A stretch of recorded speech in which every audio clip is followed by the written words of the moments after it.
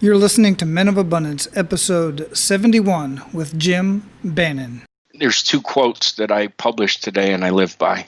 The first one is Pam Hendrickson, one of my network contacts, and the VP of Content Development and Program Creation with this guy named Anthony Robbins for 18 years, said, "Lasting useful knowledge is gained at the intersection of just enough and overwhelm."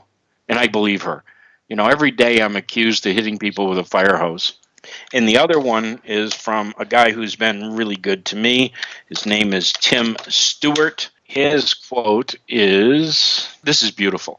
"Until the value is understood, any expense or inconvenience is too much. Once the value is understood, no expense will stop you." Welcome to Men of Abundance, the podcast for those looking to level up their lives by hanging out with some of the greatest leaders and established professionals in our community, living a life of integrity, honor, and the abundance mentality. Prepare to pay it forward with your host, former Army medic turned lifestyle entrepreneur, Wally Carmichael.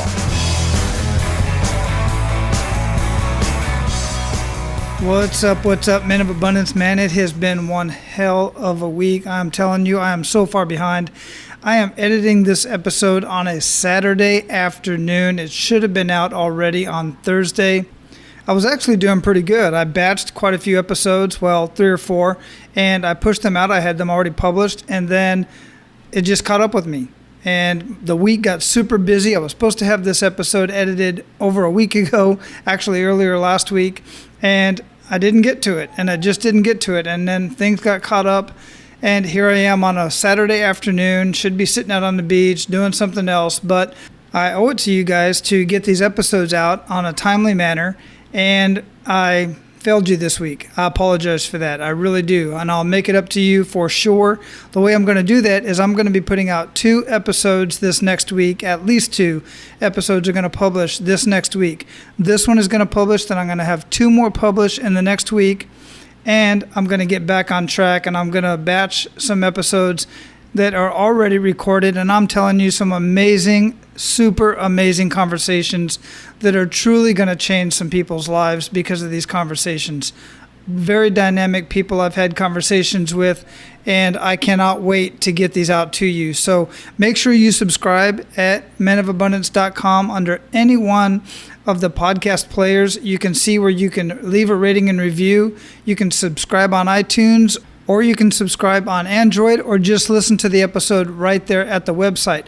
But when you subscribe, at least that way, you'll get notified when the new episodes are posted to whatever podcast player it is that you listen to. And again, I am super stoked. I am just so excited because the membership site is coming along.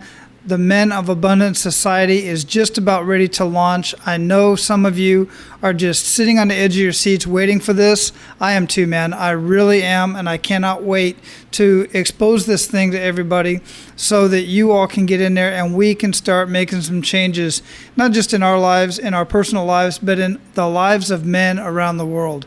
Super, super exciting stuff, so stay tuned for that. The way you can make sure that you learn everything you want to know about that is to get into our private Facebook group, the Men of Abundance Community, and you can do that by clicking on the link at menofabundance.com. Click on the members only link. That's where I'll be updating information about the Men of Abundance Society and where you can get access to the Men of Abundance community at Facebook.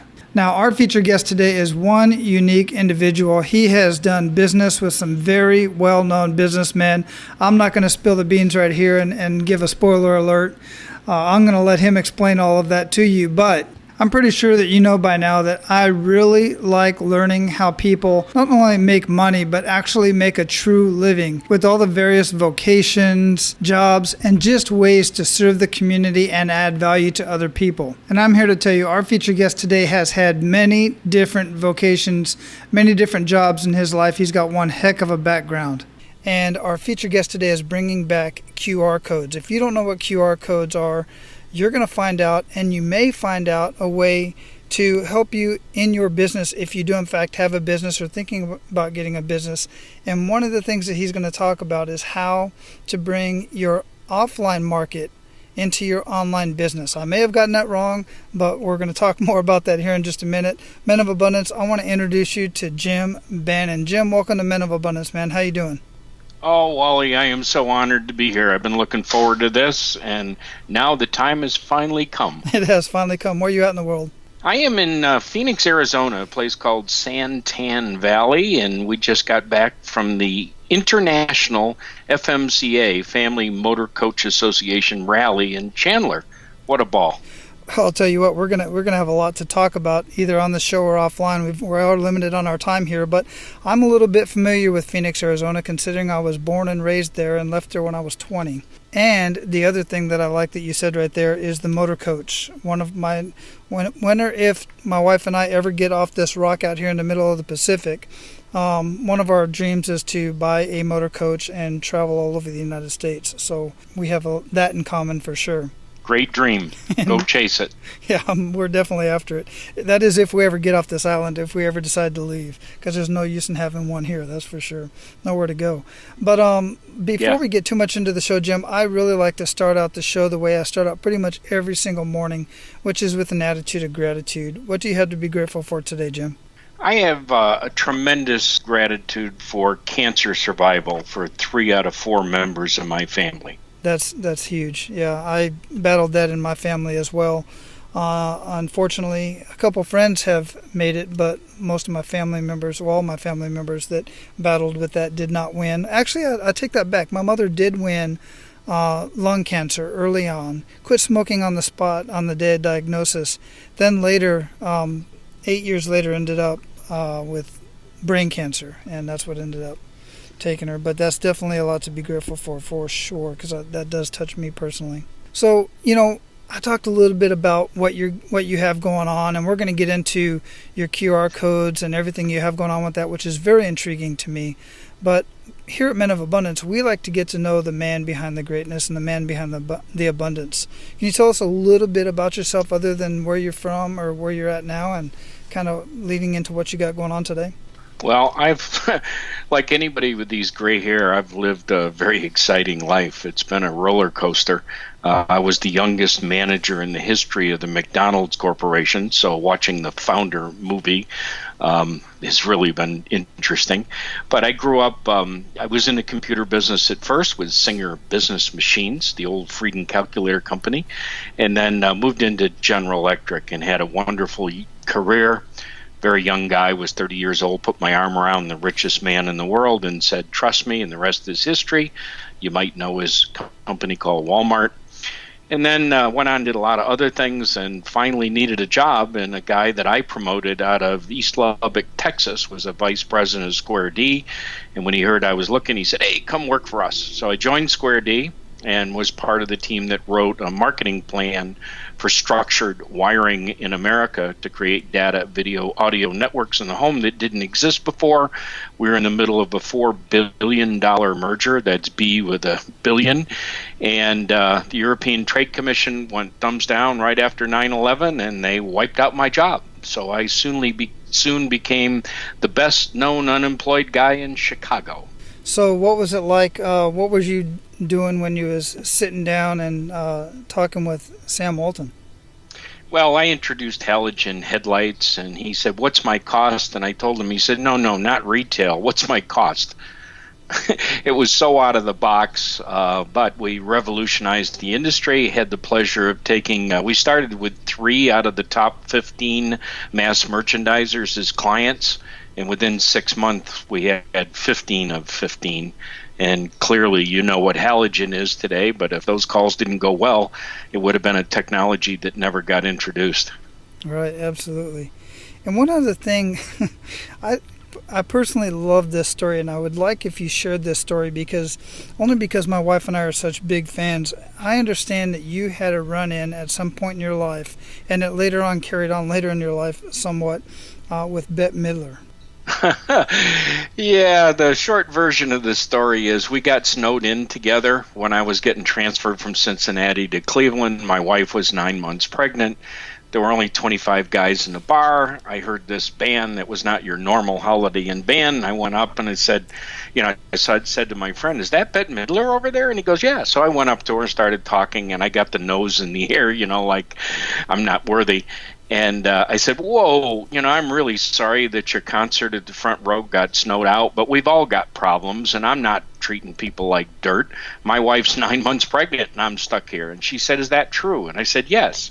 And she said, "Name your daughter Bette and we'll sing."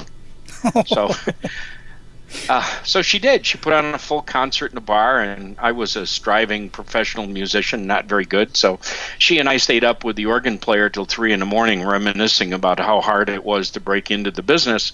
And finally, a week later, my daughter was born. She was induced. I finally did get back to Cincinnati, and her name's Jamie. And 18 years later, Bette was in a concert, and I said, "Jamie, why don't you contact her agent and introduce yourself as the almost Bette child?" And she never followed up, which disappointed me because Jamie's kind of a real go-getter. But someday we'll have a chance to talk to Bette and laugh about it. She wouldn't remember me from Adam, but she definitely would remember that night in our wager. I'm sure, absolutely. And I'm guessing I'm just guessing, I'm just throwing this out there, but maybe if you would have named her Bette, maybe she would have responded. I don't know. Who knows? Yeah, never know, right? Never know. All right. That's a pretty amazing story. I like that. I think it's pretty neat when we have run-ins like that with people that we sometimes consider as, just out of the world people just because we see who they are on screen and don't ever get a chance to see who they really are in person. And I was glad that ended up working out like that. So you have obviously done quite a few things, and you gave a very brief synopsis of what you've done thus far in your life. And I know this because I've been following you and paying attention to what you're doing. I've listened to some other audios and videos that you have been a part of or been in, and you've got one heck of a story. One thing I have not caught thus far is that kick in the gut moment, that true kick in the gut moment, that one that really takes you to your knees. And I don't like to highlight this moment, but I just want to point out that anybody who is that is moving forward, doing what they can to improve their life, like we say in the Army, constantly improving your foxhole, you're going to have kick in the guts. You're going to have bumps in the roads. I'd love for you to share one of those kick in the gut moments with us. Well, having a six-figure income, running a $400 million division, product development, and then face age discrimination in the year 2001, and what transpired from there was a pretty good kick of the gut. I mean, I was not kidding about being the best-known unemployed guy in Chicago, because whenever I face a real obstacle, I do two things. I say, who do I know who? And I am blessed with some great contacts where God talks to me through these people. And the other is I'm a real out-of-the-box kind of guy. So I figure, how can I recreate something? But I did that for a number of years, and I did everything. I mean, I sold tile. I was a cashier. I pushed carts in a Walmart. I drove a school bus. But I never gave up. When I was selling tile, I was working 48 hours a week, mainly nights and weekends, so I could do the job search. And that went on for years.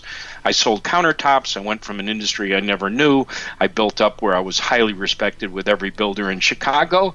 And then, like two of my top builders were building 300 homes a year, went down to 3 between them in the whole crash of the housing market. So had some challenges, and boy, did I improve my religious and spiritual beliefs, and my belief in mankind, and my belief that if you want to see a change in the future, you got to make it yourself and do it by caring for others. So there's been a lot of lessons learned for sure. Yeah, and the point that I want to get out of that has been made several times. Man, pay attention to what he's saying and read between the lines, because when you're kicked down and you're in that situation, in this case, age discrimination, and basically being told you're not who we want anymore because of your age, or anything else for that matter, fill in your story. But the bottom line is this: he lost his job, he lost his way of income, he had to completely pivot and pay attention to the fact that he did things that most men would not do. I mean, pushing carts in Walmart, getting into an industry he had no information about, had never done before. That is huge, and that's what it takes to do what you have to do to take care of your family, to in the process, you're making multiple connections. You're showing people that you're willing to do what it takes. And more importantly, in my mind, personally, you're showing your wife, you're showing your family that you're willing to do what it takes to make it happen and to make it work. And I just give you, I truly commend that in you, Jim, and I commend anybody who is willing to do that. And I say that because I talk to guys quite often I make a suggestion to them, and they're like, "Oh, I'm not going to go clean houses. Are you crazy? I'm not going to do that." I'm like, "Well, dude, this is right here. This is low-hanging fruit, man. You need money. I thought you said you need money. You need a job, So I don't know. Some guys just don't get it." Yeah, I agree. When I was young, I was privileged. I worked hard, but I was given some breaks at some very important times. So I changed from a very young guy with a lot of confidence and cockiness to somebody who, learned life's lessons. And, the two G's that drive my life are God and gratitude. And the thing that really helped along the way was the big word V, volunteer. Oh, I can't tell you how important volunteer has been to me and how many opportunities have come my way because of that. Well said. Very well said. There's a lot said right there, too. I love that. So what was that enough is enough moment? What was your pivot point that kind of got you back on the right path, or did it ever? Oh, yeah. Well, I told you that I had been the best-known unemployed guy. So the short version is I volunteered with the largest job support group in Chicago called the Barrington Career Center. And I always figured you can do a better way. So there was a young guy he was an IT manager from Sears, and he and I put together some skills, and we decided to have a database sign-in program for the Barrington Career Center, and then create Yahoo groups to tie people together in electronic communities. So we did that for a number of years, and even when I went on and got jobs, I considered this my life mission to pay it back and give back. And every year the board invited Marilyn and I as guests along with the board of directors for their Christmas party. Quite an honor. So after about 8 years of doing this, they got a new executive director. And, you've heard the expression of no good deed goes unpunished, or the not invented here syndrome that so many leaders fall prey to. So anyway, they had a new executive director, and she wanted to shut everything down without even understanding it. So one of the board members counseled me and said, "Jim, you've got a huge communication problem. We got 4,200 clients that are constantly turning over. You got 8 total volunteer organizations that you've trained and managed, and now you got a new executive director who says, who's using this BCC logo that she doesn't even know." So I went home and I said, "Wow, that is the hugest communication problem I've ever had. How do I solve it?" And I decided to become a video producer because video was the only way that I could do it. Now, this is a guy who never held a camcorder in his hand. So bottom line, 6 weeks and $2,000 of my own money, I created a DVD copy for every board member, went in to meet with the executive director, and she says, "We want you to take it down." So without even opening the cover of the book, she decided it was not a story she wanted to read. So I walked out of that meeting. I could have had huge animosity, but I said, "Thank you, God, I've got a new skill." So I fast forwarded that and had the privilege to volunteer in our church. And bottom line, I was running a weekly TV show with a $500,000 control room, a crew of 8, moving from projector operator to robotic control camera operator to actually technical director, and finally director. So we produced a Catholic Mass and sent it out over the airwaves and all the Comcast public broadcasting stations, and burned it to DVD and brought it to hospitals and nursing homes where I volunteered to deliver communion. All of that because I had a communication challenge. If that's not God working in my life, I don't know what is. So that's the plan that I did. I became a video producer. I am a video producer, and I found all these challenges of how to bootstrap with everybody telling you you're doing it wrong. Yeah. So is that what kind of launched you into doing what you're doing now with the QR codes? How did you get into that? Right. I'll give it the short version because she was so tactful. But the head of the Chamber of Commerce in McHenry, Illinois, said in her tactful way, and I'll rephrase it in my blunt way, "Jim, watch my lips. No one is going to hire you." And it was probably the kindest thing she said to me. It was on October 18th of 2010. So I went home and I said, oh my God, she's probably right. I've been chasing down this job thing and it's just not happening. So what can I do? And I did some real hard looking in the mirror and I said, where are my skills? And I said, communication.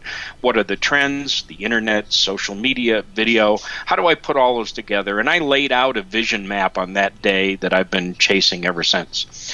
And along the way, I saw this technology from Toyota, and they only license a handful of companies. And I happened to be blessed to have a relationship with one of those companies. And I developed this concept of bringing the offline world to your online presence using these call to action symbols, which is my trademark name, as the entrance ramp to the information highway. And I did all that so that I could sell video, because when you say video, people immediately think of talking head, and you go down this long path of negativism because just the lack of knowledge. And so trying to sell video straight up was not working, and this was my way of putting it all together. And then I got invited, I say to people, well, it would be like you being invited to teach the Mormon Tabernacle Choir how to sing. That'd be a challenge, wouldn't it? Indeed. For me too, because I sing terribly. But I got an invitation to be the guest speaker at the Google Development Group Chicago Android Meetup. Yeah, the guys that invented the whole cellular communication industry, that developed Motorola, and on and on and on. And I went in there and put together a 1-hour PowerPoint to teach them they were doing it wrong. But from there, I got invited by some wonderful people like yourself and Lady Audio and Andy Nathan and a lot of people on the internet who brought me as a guest speaker, and that gave a little bit of credibility.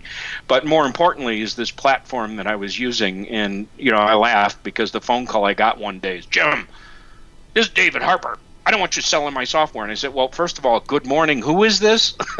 He said, it is David Harper. I am the founder and CEO of Deliver.com, and I don't want you selling my software.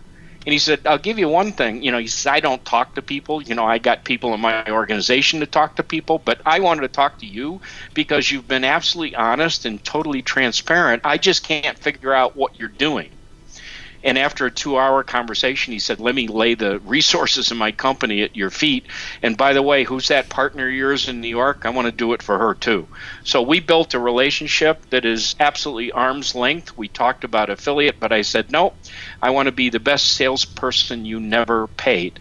All I want is unfettered access to your platform, because his biggest account is Macy's and number 2 is Kohl's. And I had some ideas on how to pull this all together to deliver on my mission, which is expanded from taking or bringing the offline world to your online presence. And the new tagline is creating two-way interactive communication by adding #push, the number sign 2, or the numeral 2, push to go capability to all your printed materials. And that's really exploded lately. When you can take a piece of printed literature, and the push to go came because I press on the www on somebody's printed literature and say, oh, I can't get the hot link to work. Must be something wrong with this. And they look at me like I got 3 heads. And I said, how would you like that to be able to do that, right? To bring people from this literature to an interactive digital experience. Well, I can do that for you. And people are finally, after 5 years of failure, trying to get that, and it's really starting to take off. Yeah, I used to use those, the QR codes quite a bit, and I still see them around. I still see them, they're more and more popular. They're getting out on the products and stuff. I just picked up a product this morning because I was talking to my son that I was going to have a conversation with you today, and he knew what QR codes were. He's 17, and we were looking at them on the products that we had in the house. But I definitely like the idea. I like the whole and the ingenuity of the fact that you can only put so much information on a printed, let's say a product or a box or in a magazine or a newspaper or whatever. But and most people these days, quite frankly, in my experience anyway, and this is what I'm learning, is even on the phone, people, or even on the computer, most people don't type in URLs. They just don't do that. If they don't have a link to click on, chances are they're not going to go there. So if they can point their phone at a QR code and then push a button, just push their screen, and they're there, I mean, that just makes perfect sense. It's huge. Now, I'm going to win. See, my goal is to change the world. We'll talk on the side. I do have a real goal of impacting half the world, and that's men. We'll talk about that from a cancer and prostate cancer awareness standpoint, because that's very deep and close to my heart. But if I get you to quit using the word QR code and start substituting call, the numeral 2 action symbols, this would be a real win for me, because I'm trying to teach the world how to speak a new language. Let's call it French. But this call to action symbol, which is my trademark, is totally different than a QR code, because 98% of the people have done QR codes terribly wrong. And you mentioned the 17-year-old son, he's probably got a negative impression. He says, oh yeah, they were fad, they don't work. I hear all this negativism all day long because people did it wrong because it was open source software. But remember, I said Toyota themselves, the owner of the technology, only licensed a handful of companies, and I happen to be involved in that, and we teach people how to do it right. So it's night and day difference. And to your son who might have said, oh, that was a fad at one time, it's actually technology that was way, way, way ahead of its time. At one time you needed Wi-Fi, so it would only work when you're in a McDonald's or a Starbucks. Now we have a totally always connected world, through 3G and 4G LTE cellular communications. In addition, the phones and the smartphones and tablets had to catch up. That takes a number of Christmases, and today 74.1% of your entire audience has the most powerful technology known to mankind in their hand. And then finally, the lesson I learned from Jack Welch, the chairman of General Electric, that all my training doesn't go away. My joke is I don't fart in church without measuring audience reaction. And any good business person measures everything they do. And that's what's unique about what we do with call to action symbols. We provide a free, did I say free? URL, which is a whole tracking analytics site. So whenever somebody scans a call to action symbol, that engagement will all be measured. So if you want to see it in depth, I own the hashtag EngageDirectMeasure. So if you take those 3 words, don't have a space, put a hashtag in front of it, you'll see page after page after page of education, which is what I've been doing for 5 years, is teaching the world. Very interesting, and I like the fact that it goes further than just taking you to the call to action. You're in the background, you're tracking all of that data, which is extremely useful. You're absolutely correct. Any business person that I know, online, offline, it doesn't matter, they're tracking as much as they possibly can. Now, what they read is different because of where they're at in their business, but to have all that information at your fingertips is extremely powerful. Well, I can talk very complex. I could go nose to nose with the top IT guy in the country, right? Because I used to sell computers for so many years. I had 1,600 Unix installations with a national sales force of 100 people, so I know what I'm talking about. But my real challenge is nose to nose with that businessman that maybe doesn't have a college education. So he didn't go through Marketing 101. He doesn't have an idea about what A/B split testing is, or she has not been exposed to it. Now, let me give you an idea very simply. A/B split testing means you run a campaign that is unique. In the Yellow Pages, they used to put in a separate phone number that would work only with the people responding to that ad. Then they'd run a newspaper ad. It would be exactly the same, and they'd put a different phone number so they could gauge which media their people were coming from. Well, it's the same thing in this digital world. I just use call to action symbols to give very robust results. But the bottom line is all return on investment. And I don't talk to consumers, I just talk to business people. And if you want to determine how to get the best return on investment in your business, you better measure campaign A and measure campaign B. And if B is doing better than A, you know what you do? You quit doing A and you shift all your money over to B and you do more of that, or vice versa. So it gives you documented numbers so that you can make the informed and intelligent decision how to make more money. You stop doing those things that don't work and you do more of those things that do. It's pretty simple. But people have got to read, learn, listen, follow links, watch videos. You know, you don't get your master's degree in 3 days. That just doesn't work in America, and that's what everybody wants. They want the results without working, and they just will not read, as you pointed out earlier. It's a shame. We have about 85% functionally illiterate in America today, and it's so frustrating. Very good point. I'm glad you brought that up. I was just listening to a podcast this morning, the Success 101 podcast with a good friend of mine, and they were bringing that up. And one of the quotes that they said I absolutely love, it said, "Not all readers are successful, but all successful people are readers." And they also gave a statistic that readers, quite frankly, they live longer, and they have more brain capacity. All their faculties are about them. And a perfect example of that is my wife's grandfather, who is 102 and reads every single day to this day. Every single day. And he not just reads just to read, but reads to learn and to build his brain. No question. You know, I don't brag about myself today. I think any success has been God's working in my life, and I sure have made enough mistakes that I learned some modesty. But if I do want to brag about somebody, it would be my daughter, who is a physical therapist, got a full ride scholarship to Northeastern, went to school for 18 years and got 1 B. She's now a sponsored triathlete in Colorado, 38 years old with 2 kids. She's turned in the best times of her life. So, yeah, that's somebody I'm proud of.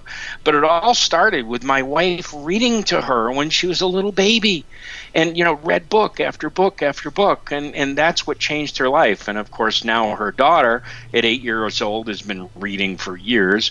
And the 5-year-old is now reading. So if you want to improve your life, learn how to read, learn how to speed read, and learn how to work on comprehension. So many people read and they just don't get it. It just really is a shame. Yeah, I agree 100%. Well, Jim, we're at the point where we are going to pay it forward to our abundant leaders. You ready to do that? Yes, sir. All right. So give Men of Abundance 1 to 3 actionable steps that they can take today. Number 1, if you're over 40 years old, get a blood test. Get a PSA, prostate-specific antigen test. It can save your life. It saved the voice of Major League Baseball, Ed Randall, who runs a charity called fansforthecure.org. He is the obnoxious Howard Stern's roommate. He is my mentor when I was cured 7 years ago. So we are out there to change the world, to have men aware that it's a 97% cure rate on prostate cancer if you just catch it early and get a blood test, because 1 in 6 men will have prostate cancer when they die. So that's number 1. Number 2 is, just because of your generosity, anybody listening to this podcast, I will give them a call to action symbol that I sell on my website for $47, absolutely free. Altruistic, free, no charge, pro bono, because we really want to spread this technology and help people to better communicate, not only for business, but for charities and for religious things. And, you know, my 8-year-old is raising money right now for American Heart Foundation. I mean, let's try to pay it forward by doing things right in this life. And to do it, it would be better if we all improve our communication skills. And I can't think of any other way to improve your communication skills than to utilize call to action symbols to bring the offline world to your online presence. Excellent. Yeah, I truly appreciate that. And I will have the link to all of that and every other link that we talk about in the show notes at menofabundance.com. So you just have to go there and click on that and get directly there to get that call to action symbol. Wonderful. So what daily habits make up the biggest impact in your life, Jim? Every morning I get up, I say a prayer of gratitude and, of humbleness. And then chasing your passion. If you've got it figured out, and I think you know what mine is today, then the Lord puts you here for that reason, to chase the passion. And as you're doing it, people around you can feel the excitement. They can benefit from it. They want to be with you. They want to learn. And if we can all go into our graves knowing that we did the best job possible to help mankind with our unique skills, what more can you look for in a day? Not what political party you're part of, not what position you've risen to, not how much money you have in your bank account, but what kind of positive impact did you make on the world? Excellent. I love that. What are you reading or listening to that you'd recommend to our abundant leaders, and why? Well, the number one book that changed my life has been Made to Stick. And I wish I had so much business that I can turn down every account that wants me to produce a video unless they follow the Made to Stick format. It truly is, and I've read lots in my 40 years in a professional career, but it really is the number one way to teach people how to communicate effectively.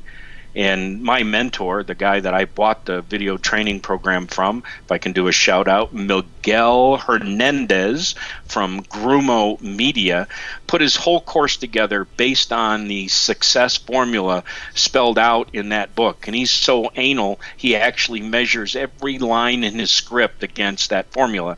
If it doesn't pass, he throws it away and makes a better script. So Made to Stick. It's by two brothers who happen to be from Michigan. That's a shame. I'm a Buckeye. But it's a phenomenal book. Made to Stick. Perfect. We'll have that linked up in the show notes as well. So I got one last question for you, Jim, and that is, what does living a life of abundance mean to you? Well, I've been blessed with it. You know, we sold our house in Illinois, my wife did, in a garage sale, so I was going to be homeless. Next thing you know, I'm living in the desert with the Santan Mountains coming right down to the top of my hill. And I'm deeply involved in motorcycle groups and FMCA and charity and all that. So I am living the life of abundance, and I don't complain about anything, and I laugh at people who do, because if you're a cancer survivor, there's nothing more they can throw at you. So just enjoy life, give back what you can, try to do what you can to make somebody's life a little bit better, and tell every man to take a PSA test. Very good points. And one thing I want to point out too is, even though you're not a cancer survivor or you don't have something horrendous that has happened in your life, a lot of people say that you have to have a significant emotional event to change the direction of your life and to change your mindset. And I'm here to tell you that's absolutely not true, because I've seen people who have had significant emotional events and have not changed their lives, and I've seen those who have not and have changed their lives and their mindset. The way you can do that, one of many ways you can do that, is to continue listening to this podcast, Men of Abundance. Listen to other men, get into men's groups, get into your faith, get into your community, and learn from those and hang around those. Learn from those actions of men who are, in fact, living a life of abundance like Jim. So, Jim, we're going to close this up, and before we do, please leave us with a parting piece of guidance and any other way that we can get in contact with you. We'll link that up in the show notes, and then we'll say goodbye. Okay, reach out to me. My company name is my website. It is budgetvideo, the number 4, .biz, as in Bravo, Ivory, Zebra. Budgetvideo4.biz. And it shows off my movies, MOVS trademark, which is a mobile optimized video site. And I always respond. Never autoresponders. I pick up the phone or answer the email. We are all about communication. Anybody who has a question or needs help, I am available. Perfect. And that parting piece of guidance? Parting piece of guidance. I think we covered them all pretty much. If you take the me out of your life and you live every day with one of humility and gratitude, I guarantee you that life is going to be a whole lot more fun for you and everyone around you. Agreed, 100%. Jim, thanks for your time. It's been great. I truly enjoyed this conversation. I look forward to talking with you more as well on the call to action symbol and see what we can do with it. What a wonderful opportunity. Thank you, Wally. I'm so humbled by this opportunity. Anything I can do to help you in your mission to further your passion, I'm all about doing that. I appreciate it. Aloha. Aloha.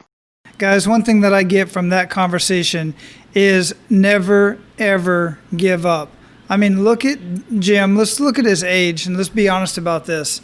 He could have given up. He could have completely quit and just given into the system and said, I'm old. They're not going to hire me. Nobody's going to hire me. He completely changed his paradigm. He changed who he was. He didn't let his vocation, he didn't let his what he did for a living in the past define him. He redefined himself, and he's redefining an entire industry. That is super amazing. I would love to hear what you got out of it. So this episode is going to be posted over at the Men of Abundance Facebook group, the Men of Abundance Community Facebook group. Again, you can go to menofabundance.com, click on members only, and you will be able to get access to that group if you don't already have access. Post underneath this episode what your thoughts are. Let's have a conversation about that. Seriously, we cannot grow as men in a bubble. We have to open up, and we have to have these conversations and talk with each other. So go get in the community. Let's have the conversation. Now go out and live your life of abundance, and make sure to pay it forward. That's all for today, Abundance Leaders. For more about our guests and the powerful information we shared with you today, be sure to sign up for our mailing list at menofabundance.com. We appreciate your time and look forward to hanging out with you on our next episode. So until then, be sure to pay it forward and live your life of abundance.